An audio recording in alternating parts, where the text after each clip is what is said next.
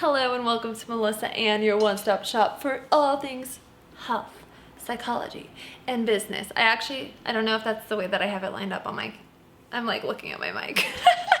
Oh my God. It's fine. I need some more energy.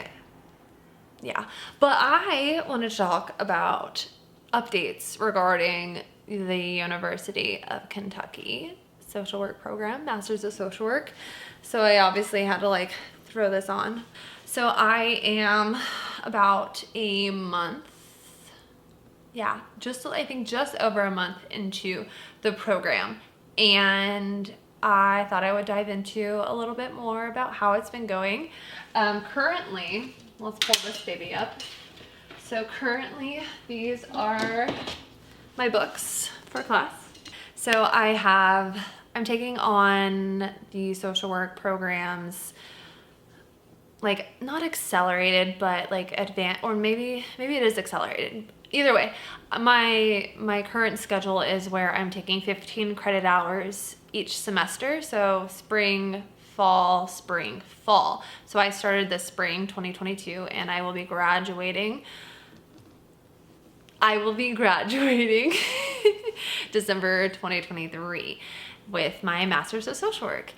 I'm putting it into existence because right now, I'll be completely honest, I've been a bit stressed. I have so many things on my plate, and there's so much reading to do in the program, and there's quizzes every single week and a discussion board. Sometimes you're doing a video discussion response to the topic. I have only done one paper so far, but I know we have a couple of big projects coming up soon. And so I just wanted to kind of dive into the University of Kentucky's Masters of Social Work program as a first semester student. And also just the process as well. So I don't think I discussed that. Maybe I did in my first video. I don't know if I can add a thing here, but if I can, it's gonna go right here. If I can't, then just ignore my awkwardness. But I had applied August-ish? No, yeah, probably about August of 2021. And I didn't find out that I got in until December of 2021. So it was a bit stressful because in the application, they're in 3 to 4 weeks. And I've actually talked to a couple of people who reached out to me either on my Instagram or in the comments of my first video about University of Kentucky. But if it says 3 to 4 weeks and you haven't heard back, don't panic.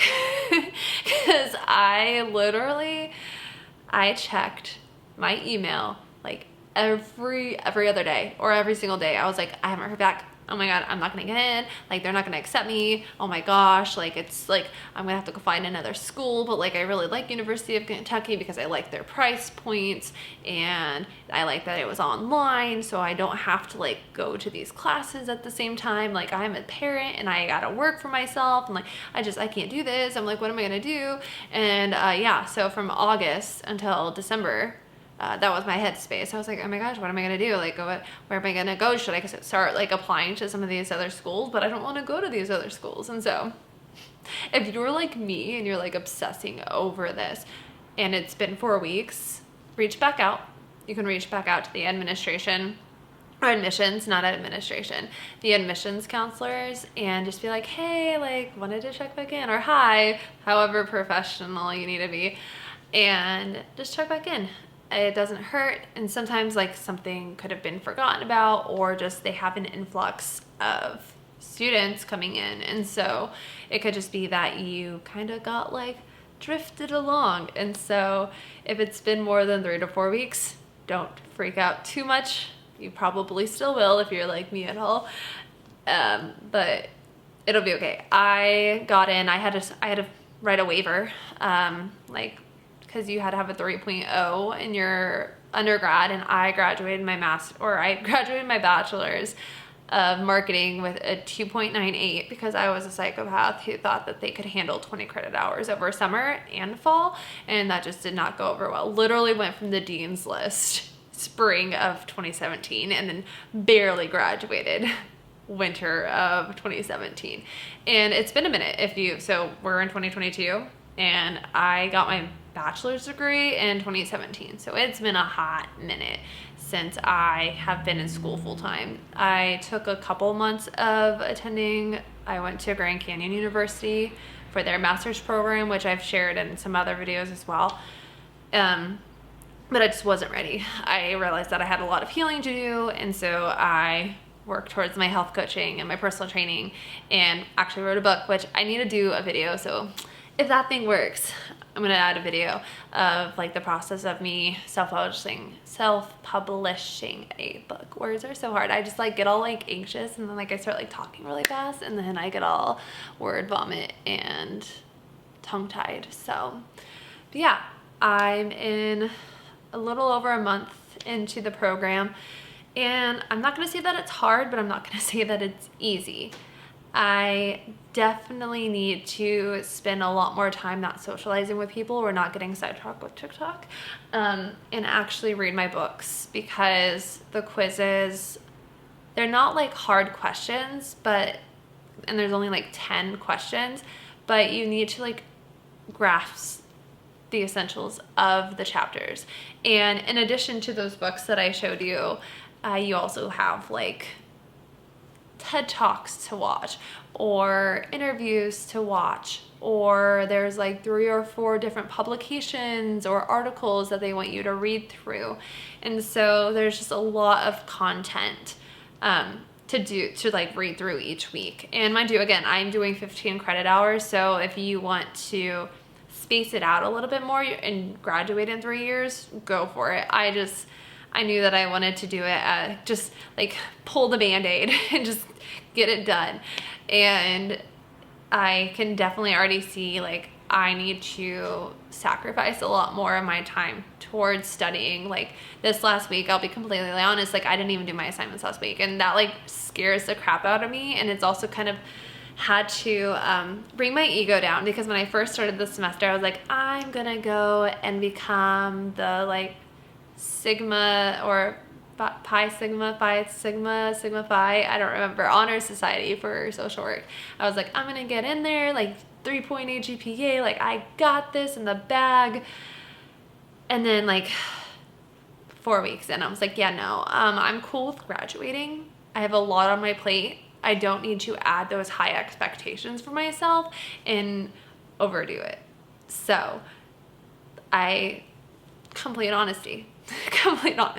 But I'm really looking forward to like gaining more time in this, and like I should share like me creating a routine. So that's the thing that I've been working on for February, is creating a legitimate routine and sticking to it.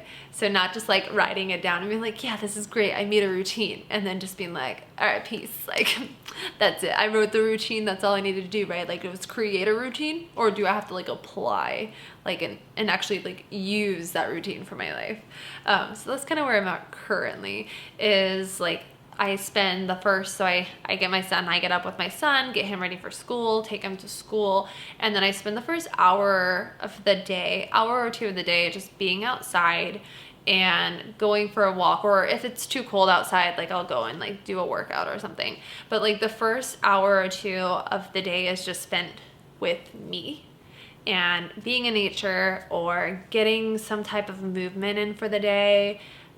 Whether that's going cycling, going for a walk, doing a workout, and then also just taking time to like read for myself, because my brain's not really functioning until about noon, regardless of what time I get up, regardless of like how healthy of meals I'm eating.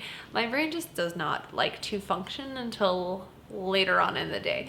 And so that's definitely something that I would give as advice for like creating that routine, is being honest about how your brain works and like where your energy levels are at different parts of the day. So like I'm not gonna sit there and zone out at 8 o'clock in the morning reading my textbooks. I'm going to wait until after lunch, or I'm gonna wait until like 1 o'clock, or I'm gonna wait until I get my son to bed when I can genuinely focus.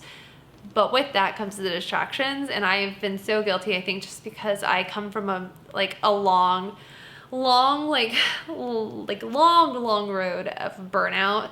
I've been freelance since 2014 with periodically like a job here and there. and I just never really took time for myself. I thought that like overworking myself would bring in more money, and it did not. It just made me like crash and burn, and I am slowly picking myself back up from that and like figuring out, okay, what is the proper amount of rest for me? When is this me resting, and when is this just me procrastinating? And it's because it's an online master's program, you are responsible for deciding if you are just procrastinating, or if you are resting, or if you're avoiding responsibility. And again, it comes back to creating that routine and that structure and just making yourself stick to it. So I am going to be getting back to creating my Google alerts that I used to do for a little while, and then I got like a 9-to-5 job because I was panicked and stressed out and was dealing with the dissociation from writing my book and dealing with trauma, hyper-focused. And so I kind of just deleted those all, but maybe I'll do another video where I go over setting those alarms and setting a schedule with the Google Calendar. You can do it with like Apple, but I like the Google one because I don't know. Maybe I just haven't really used the Apple one. I talk so much crap to like people who are non-Apple people, but then I use like predominantly everything on Google. So whatever, I'm contradicting myself, or whatever the word is. But yeah, I thought I would share a quick update about University of Kentucky and how things are going. I know I've had a couple of people ask me, and I feel like that's such an influencer thing. So many of you have been reaching out to my DMs to ask me about how this thing was. But like really, like I really have genuinely had a number of people ask me about the University of Kentucky, or like application process, or how the semester is going, or how hard it was to get in. And I just say patience and grace. Patience and grace. Like I feel like I'm preaching to myself. This is for me. Melissa, you've got to give yourself patience and grace. Like you've got a lot on your plate, and it's going to be okay. But yeah, I'm really looking forward to continuing on.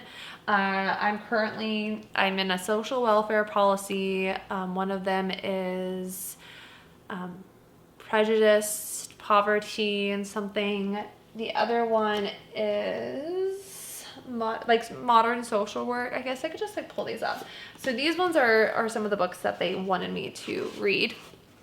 So $2 a day. I'm actually really looking forward to reading this one. So this book in particular, the $2 a day, like my lighting is not working very well. Oh, you know what? It's because clouds. I think it's because of the clouds.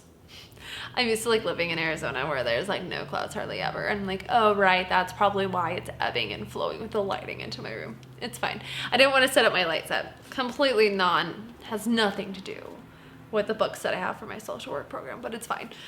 But yeah, this one is for like injustices, poverty, and something else for this class.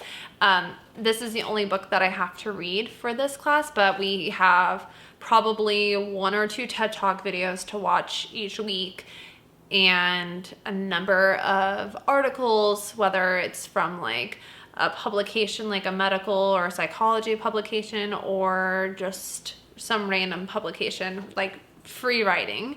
And then we have discussion boards that are due.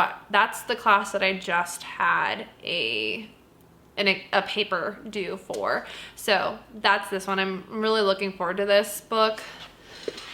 Then I have Think Like a Freak, which has been actually a really interesting read because I feel like they're kind of just like chatting. But that one goes along with, if I remember it, I think it's this one.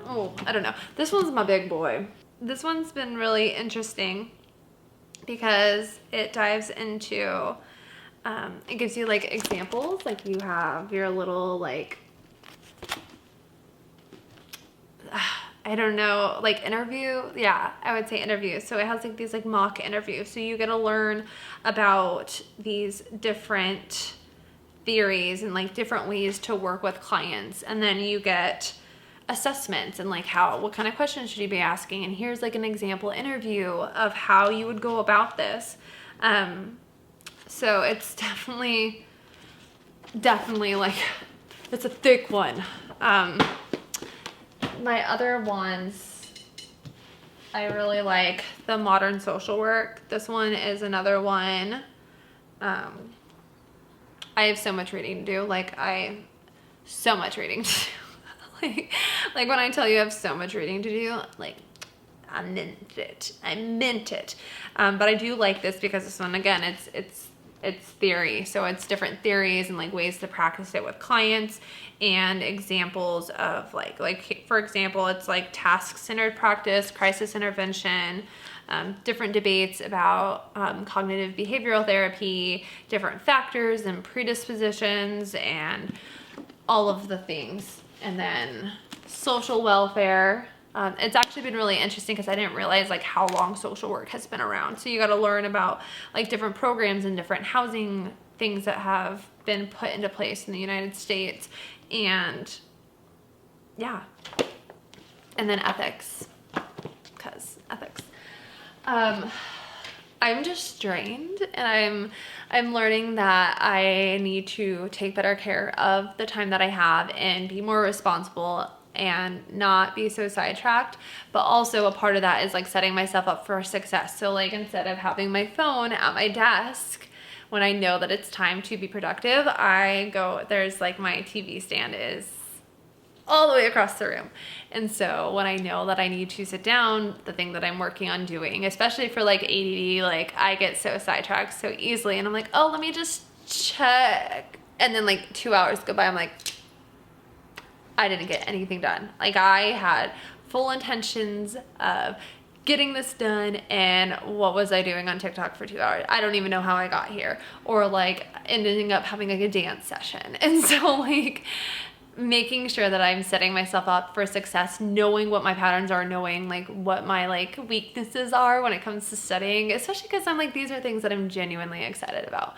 And with that, like I also like, I'm non-diagnosed, but I did assessments with my physician, and I've been so tempted to like get on medication because I now live in a state where something that I used to use is illegal. So, now I'm like, well, do I want to get on medication? Like, would that help me? Because I've heard from a number of people that it's like a night and day experience, like getting on medication for ADD, ADHD. Complete caveat to this, but I'm definitely seeing how it affects me, because I used to beat myself up about like, well, why can't you just sit down and focus? Why can't you just do this? But it's like, that's just not how my brain is wired, and that's okay. So like now it's like setting up these reminders to let me know that, hey, like it's time to not hyper focus on this project and step into the next one. You can come back to that later. Or, hey, like I know that you have good intentions of not getting distracted, but you are going to get distracted if you leave your phone right next to you and like you get a buzz. And I have most of my notifications turned off. Almost all of them are turned off. Like I don't get notified unless I have a phone call. I get no other warnings. Like, or not warnings, but the little like bubble thing that shows up on your main screen. I don't get any of those. Why am I burping? And like, I got bubbles. But yeah, so like I don't get any notifications because I know that they're gonna distract me. And so now my next step has been like, putting my phone over to the other side of the room when I know that it's study time or when I know that it's this time, and like keeping myself logged out of stuff on my computer, which I don't honestly like. I'm so productive on my computer. Like I don't go on Facebook. I don't go, because it's so much less fun to scroll on the computer than it is to swipe, you know? And so yeah, that was like a whole long spiel to just like share about the program, but I hope that kind of gives you an insight. And like if you are somebody who is like me, who deals with the ADD and stuff like that, there's also a Facebook group, so I might be able to add people into that. I don't know that I can personally add people into it, but I can at least like leave the link in the descriptions. But that's been really helpful. It actually, like regarding me wanting to be the Sigma Phi and like honor society student, somebody had shared a little bit of vulnerability, and it made me feel so much better because she was kind of in a similar state where she's like, I'm gonna have all A's, I'm gonna do so great, but like ADD or grief or just working with just being a human has been like eye-opening for her as well. And she's like, no, I've changed my mind. Like I will just be thankful that I got to graduate. And that kind of goes back to just like letting go of the ego. And it's like, you can set these high expectations, but like, give yourself grace. Give yourself grace. It's gonna work out. And yeah, if you have any other questions regarding the University of Kentucky or online master's program students, this has been completely different from Grand Canyon University, but Grand Canyon University also wasn't officially accredited yet. They're in pre-candidacy or in candidacy. And I'll also add a link in the description about how to check which schools are or are not accredited, because that will help you a lot when you go to get your licensure. And I think that's about it. Yeah. Grand Canyon University, I mostly just had research papers, but I was also doing one class at a time with them. So I was in class 3 or class 4 when I decided to drop out of the program. I think I was in class 3 because I started in October, so like October, November, December. Sorry, I'm like having this conversation with myself to you. So I was in 4 classes with Grand Canyon University, and I really enjoyed it, but they're an in-person one, at least as of right now. At the time they weren't, because of like restrictions and things, but they are an in-person evening, like cohort one. And it was like one class at a time.